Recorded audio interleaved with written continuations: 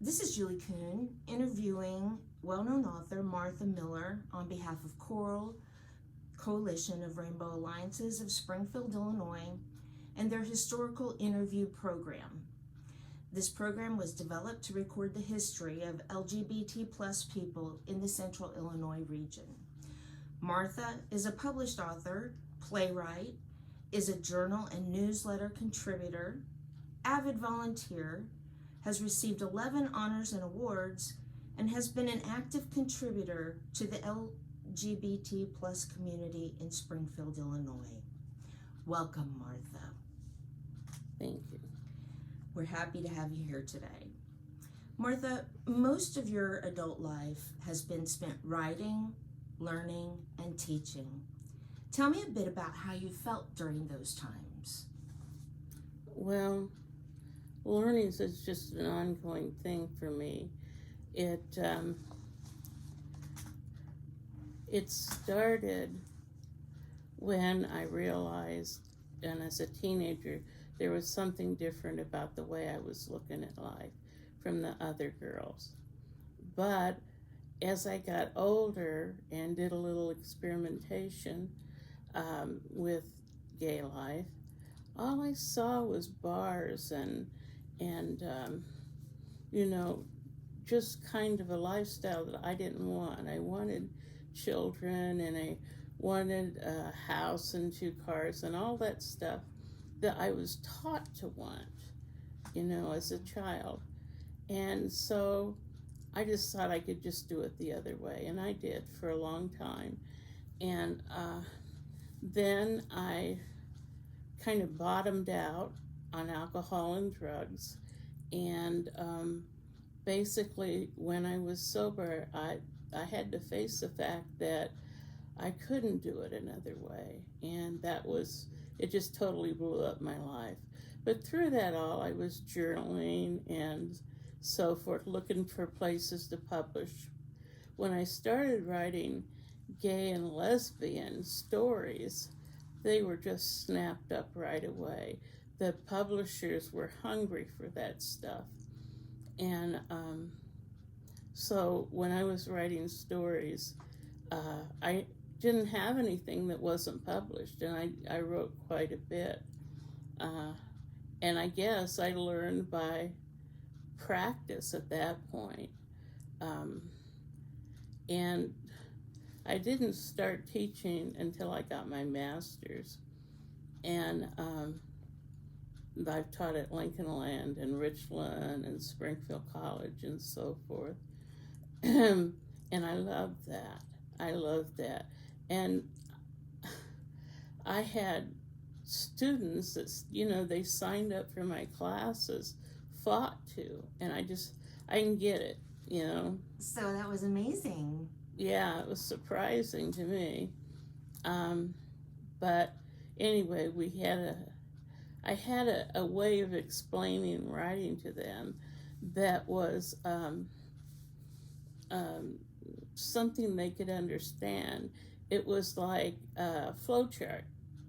And I would give them a flow chart with every assignment that said, first you introduce, thesis statement, so on. And they really caught on to that pretty fast. So I think a lot of teachers write and so forth, but they don't really explain how to. The kids are left to figure that out for themselves. Anyway, I digress. So, I was working for a bank back then, and they had some old typewriters that were given away, and I grabbed one. And after I started typing the stories, I just wrote them and published them quite a bit. So, I was doing that before there were computers, before there were any way to go back and fix what you'd written and so forth. That's a tough way to learn, isn't it? I've looked at other authors and to see if I could see some of the problems they would hit with just a typewriter. And there isn't too much. once in a while, and people say that Hemingway's sentences are just perfect, but once in a while I'd see something I would have changed if I had the computer, a repeated word or something like that. But so that kind of is how I got into writing. So the learning, the Mm-hmm. writing, the teaching, it all goes together. Mm-hmm. And about how old were you when you actually started having these typewritten stories published? I think in my late 30s. In your late 30s? Mm-hmm. But I was with somebody, with a woman then, and had all kinds of feelings and all kinds of support from her. And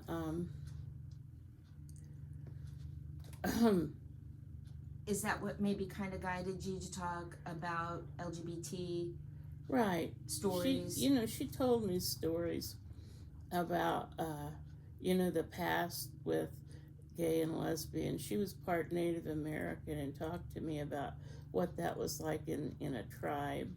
And I think I may be one of about 75% of lesbians who know what the Daughters of Bilitis are. Mm-hmm. Yeah, and those two women died recently. So I got a real education from her.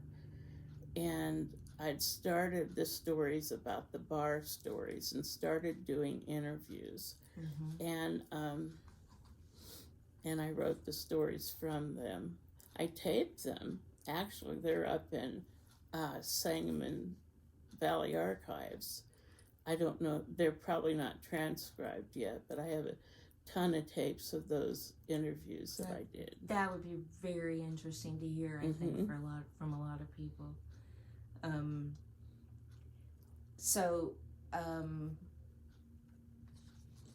Out of the books that you've written, which is your favorite? Well, I like Tales from the Levee a lot. It's around Springfield. It's pretty popular, but it's hard to get. It's out of print, and it's really hard to get even a used book. But the good news is, if it is good news, that it has a electronic version that you can buy. So, which is the one that I read. Really? Yes. Really? Yes. Good. Yeah, it was very good. I'm very anxious to know who all these people really were. Everybody thought it was them, but when you write a book, my mom thought she was somebody, and and I just take stories from everywhere, so they might be. So you would naturally write about things that are familiar to you. Right. Sure. And so you've even recently published a few books. What have you done recently? Recently, I did this, I call it young adult, but it's a family story about a girl who's basically been abandoned all her life until she ends up with her lesbian grandma. And then she meets a partner. It's part mystery because she's looking for the guy who killed her father, and it's part romance because she falls in love with the sixth man on a basketball team whose name is Legs, at the girls' team. Oh, wow. Yeah. And there's all that. Yeah, so. I have a feeling I'm going to go back and read everything. Oh, good. By all means, right? Some of these, I get royalties for. The electronic version of Tales from the Levee, I get royalties for. And so is this. But a lot of them, they're out of print, and the publishers just kind of, for whatever reason, there's a lot, with publishers, there's a lot of selling the with Tales from the Levee, it was the mainstream publisher that published it, but then a German outfit bought them, and so Ah. I don't get any royalties from them. Oh. Yeah, it hurts me when I see it for sale on Amazon for $150 and I don't get a dime of that, you know? It seems like it shouldn't be legal. It shouldn't, but our own Goodwill does it. Goodness. Yeah, yeah. And do you have another favorite book here? This I got published at Bold Strokes Books, and I worked with an editor on getting it in shape and adding a few things. This is a story about two old ladies, and they need money. They can't make ends meet on their Social Security and so forth. And so they open a business of hired killing. And that's what most of this is. Yeah. So yeah, there are a lot of dark, funny stuff in here, and that sounds interesting. I like this book. That's one that you enjoyed writing, probably. Enjoyed also working with the editor that helped me get it in shape. I learned a lot from her too. Well, that's awesome. Yeah, there you go, learning again. So you talked about the book Life of the Levee, or Life on the Levee, and it is about, or somewhat based on, the lives of the LGBT plus community. On the interviews I did, boy, I got some good stuff from Smokey. There's a whole long story called Tattoos and Teddy Bears in there, and basically it was just every event she told me, from the Orpheum coming down to a murder that happened on the levee that I cover in the last chapters. But yeah, it was a great interview, and there were other people from the levee sitting around the table. So when y'all were talking and recording the interview, that's interesting, very interesting. Wish I could have been there.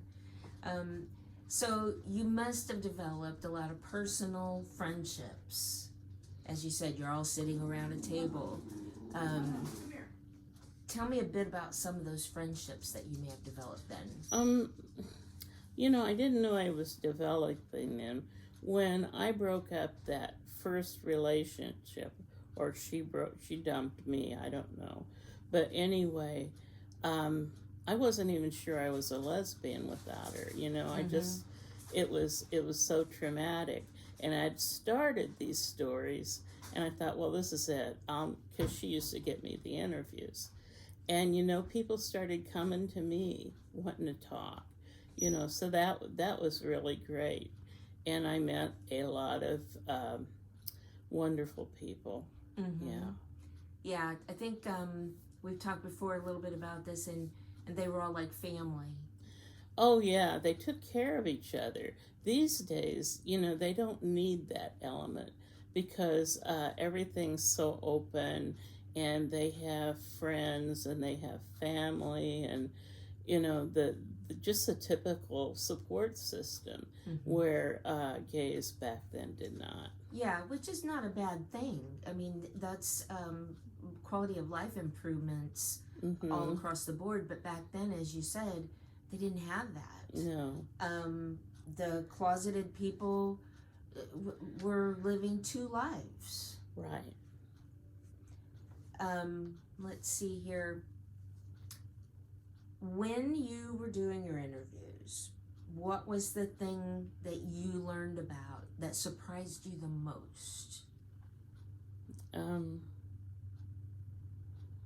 Well, there was some really, really funny stuff.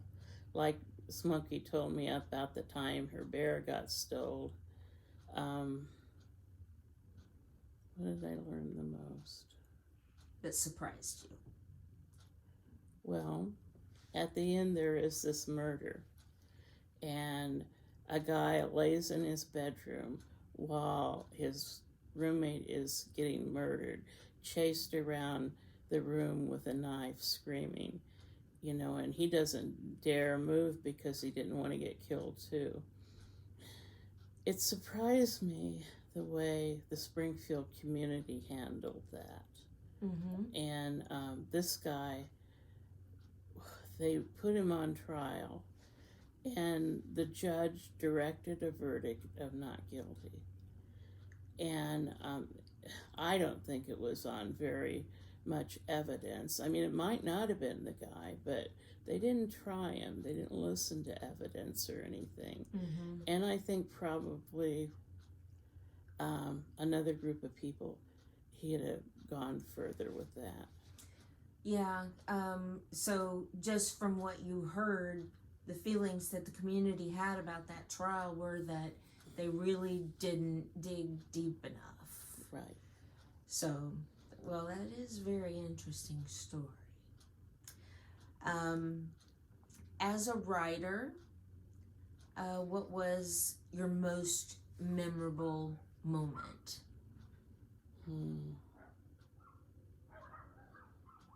Well, it has to be when I won the Illinois Arts Council award. It was a boatload of money, and I just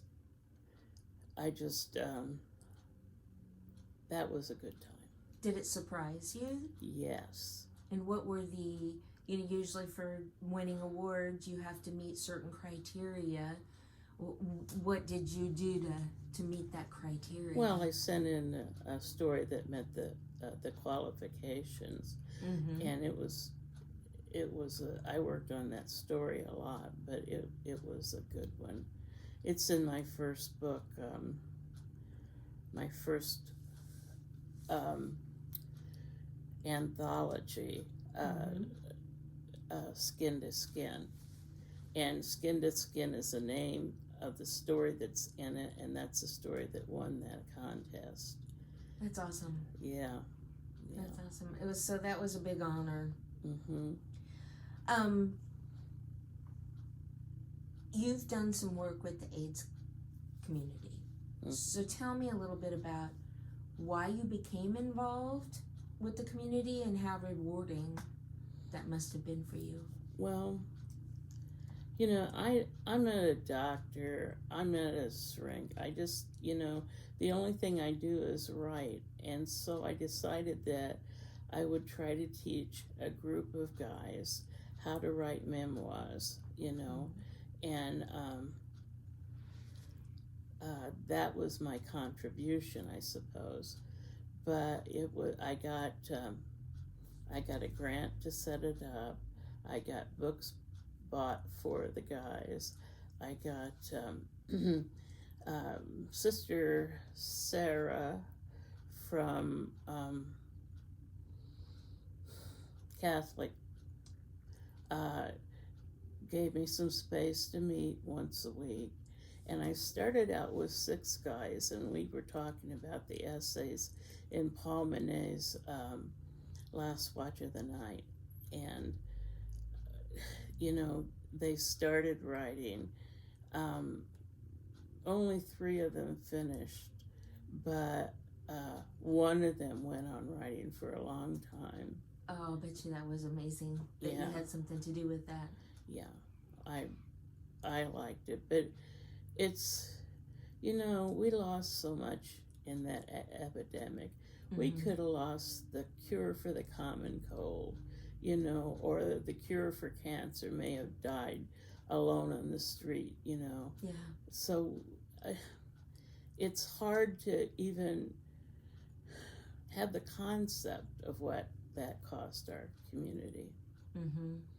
Yeah, there were a lot of what ended up in the end to be unnecessary deaths, and there were a lot of people who needed care. Yeah. And friendship. Right. And that was good that you were able to spend some time with a few of those people. They couldn't even bury them in your standard cemetery because they didn't want that disease in there and you know, they were just kind of um, left to deal with it themselves, I guess. Yeah, it was an awful time in our history. We could have done more. Okay, now do you have a love in your life? And if so, tell me about how you met them and how they changed your life. Oh, the relationship I'm in right now is 30 years long. Oh, that's wonderful. Yeah, well, you know, marriage is just, I thought, a series of compromises, you know. That's kind of, you know, so you can live together and at least stay a little sane. But I don't know if I'd say that now. It's supporting each other through tough times, and I've certainly had some tough times. And I think my wife and I are a pretty good match. We get in silly little spats sometimes, but it's, you know, stuff doesn't. When I was a kid and someone was angry, stuff flew through the air, and that's how it was, you know. That's how you grew up. Yeah. You know, I think that may have helped me in AA because I knew how to follow the rules, you know, whether I wanted to or not. And so I think that helped me. That's excellent. Yeah. That's really good. So where did you meet? How did you get together? Oh, you know, these days, you know, it's always a computer dating or something. And that, I can't imagine that. A friend introduced us. And I thought I was just meeting a friend, someone to go to the movies with and so forth. And it turned out to be a lot more. So. Yeah, it was very exciting, wasn't it, back 30 years ago? Oh, yeah, yeah. There was a group called SALO back then, and they had this workshop called Being Single and Liking It. And at the time, you know, we were going through one of our many breakups because when we started, we'd both had like terrible relationships, and every time we disagreed, we broke up. And yeah, so finally, we decided that we kept getting back together, and we were going to have to work that out. But Being Single and Liking It was a workshop, and I went to it, and here comes Ann in wearing my door shirt. Oh, you know, I'd thrown it away, and she grabbed it out of the trash, put it on, the door shirt. Yeah. Was it because it was significant to Oh, her? yeah, she knew it. Yeah, she knew she was saying something. Another time, it was at the community used to have these really great Halloween parties. And we were at another breakup, and she came in wearing a nun's outfit, you know. Oh. Yeah, yeah. Oh. I have a little thing for nuns. What can I say? Imagine. It's just, it strikes me funny because of the Catholic Church and our community and acceptance, and you have a thing for nuns. That's funny. I just like women in uniforms, I guess, because women in uniforms. So when you got together, about how many years do you think it took before you decided, hey, this splitting up every time we have an argument's not working? How long did that take you? I think it may have been a year, and then another year we just bought a house together. So, yeah. So how easy was it for two women to buy a house together? I don't think it was too hard. She had an account at a bank that was very cooperative. What was hard was my two teenage sons and her getting used to them. And we had a house that was 4-bedroom, so it was big enough, you know, but there were there were a lot of problems with those two. Yeah, well, I mean, anytime you have two separate families coming together like that, there will, it doesn't matter, straight or lesbian, gay, whatever. We were kind of a strange Brady bunch. Yeah. Being together through that time, did you ever experience any problems doing business in different places or being around town and being together? I mean, we're talking 30 years ago. I got kicked out of my house in Lake Town. It was when my first lover, my husband and I had broken up. First lover moves in, and suddenly the Lake Town Association and the guy who was president kept I kept getting letters from the city about this and that, and I finally put the house on the market. I mean, my kids were with me and they were little, and we were living with all kinds of horrible stuff there. And we had to move. So, there was some backlash from the community. Hate. Some hate. You're right. That's terrible. What's the most funny thing that's happened between you two since you've been together for 30 years? Funny thing. Well, it never stops, really.